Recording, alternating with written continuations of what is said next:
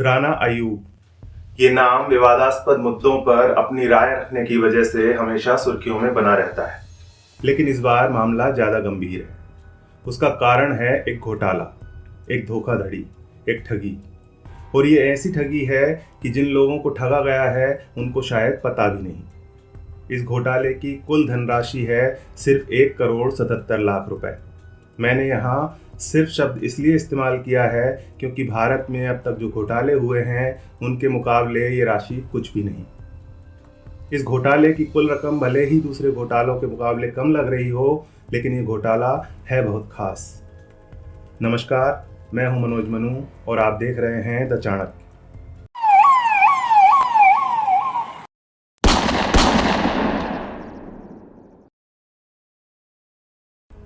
राना अयूब एक पत्रकार हैं। आपने तहलका का नाम तो जरूर सुना होगा। ये उसी पत्रिका में काम करती थी। ये उस समय पहली बार सुर्खियों में आई थी जब गुजरात हिंसा मामले में इन्होंने मैथिली त्यागी बनकर कुछ नौकरशाहों और पुलिस अफसरों की बातें रिकॉर्ड कर ली थी। बाद में राना अयूब ने इस पर गुजरात फाइल्स नाम की एक किताब भी लिखी। तहलका के संपादक तरुण तेजपाल जब यौन शोषण के आरोप में जेल गए तो राना अयूब ने तहलका से विदा ले ली और स्वतंत्र पत्रकार के रूप में काम करने लगी। राना अयूब अब वॉशिंगटन पोस्ट, टाइम मैगजीन और न्यूयॉर्क टाइम्स जैसे बड़े पत्र पत्रिकाओं के लिए लिखती हैं और फिलहाल संकट में है। अभी ज़्यादा दिन नहीं बीते, 22 जनवरी को राना अयूब ने एक ट्वीट किया था, जिसके बाद सऊदी अरब के लोगों ने उन्हें ट्विटर पर ट्रोल भी किया। यमन और सऊदी अरब के बीच लंबे समय से लड़ाई चल रही है, लेकिन इन दिनों दोनों देशों के बीच तनाव चरम पर है। बीते दिनों हूती विद्रोहियों ने संयुक्त अरब अमीरात की राजधानी अबू धाबी में ड्रोन हमले किए। इसमें 2 भारतीय नागरिकों समेत 3 लोगों की मौत हो गई।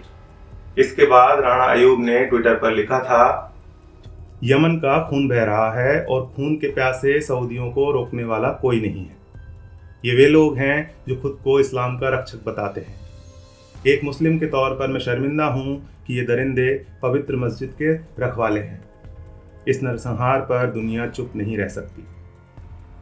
राना अयूब की प्रतिक्रियाओं से लगता है कि वे बहुत संवेदनशील पत्रकार हैं, लेकिन हाल ही में जो आरोप उन पर लगे हैं उसके बाद ऐसा नहीं कहा जा सकता।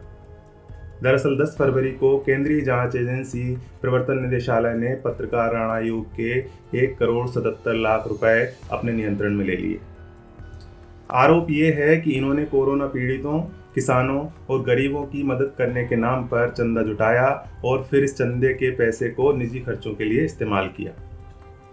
सितंबर 2021 में राना अयूब के खिलाफ गाजियाबाद के इंदिरापुरम पुलिस स्टेशन में एक एफआईआर दर्ज की गई थी।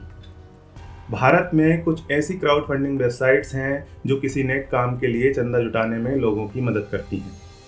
इन वेबसाइट्स पर जाकर चंदा लेने के लिए एक कैंपेन शुरू करना होता है, जिसके लिए कुछ जानकारी देनी होती है, जैसे कि आपको किस नेक काम के लिए चंदा इकट्ठा करना है और इस काम के लिए आपको कितने पैसों की आवश्यकता है। सारी जानकारी देने के बाद ये कैंपेन वेबसाइट पर पब्लिश हो जाता है। अब मान लीजिए कोई व्यक्ति किसी गरीब बच्चे की पढ़ाई के लिए चंदा देना चाहता है, तो वो व्यक्ति इस वेबसाइट पर आएगा और ऐसी कैंपेन चुनेगा जिसमें ये बताया गया हो कि इकट्ठा किए गए पैसों से गरीब बच्चों की पढ़ाई में मदद की जाएगी।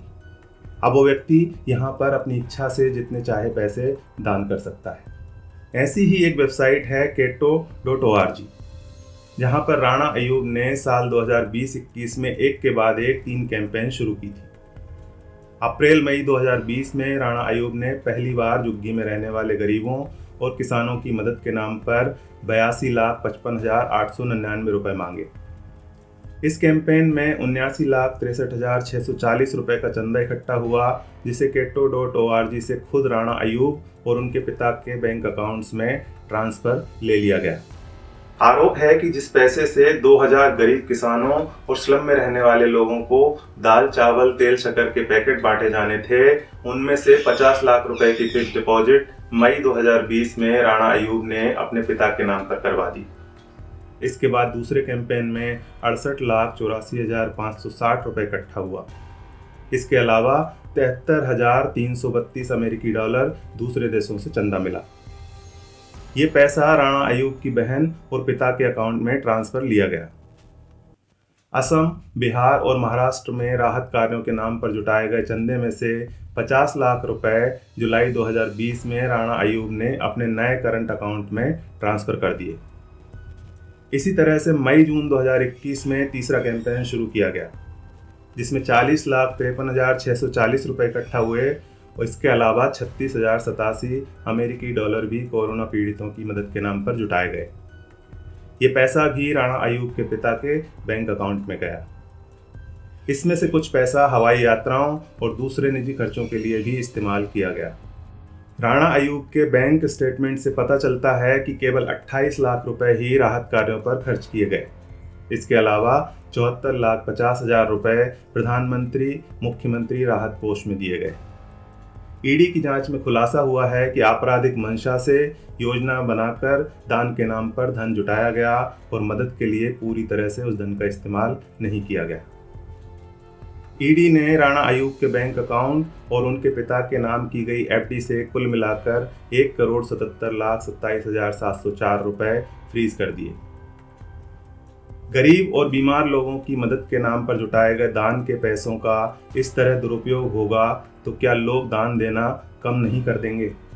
इस पर अपनी राय कमेंट करके ज़रूर बताइएगा।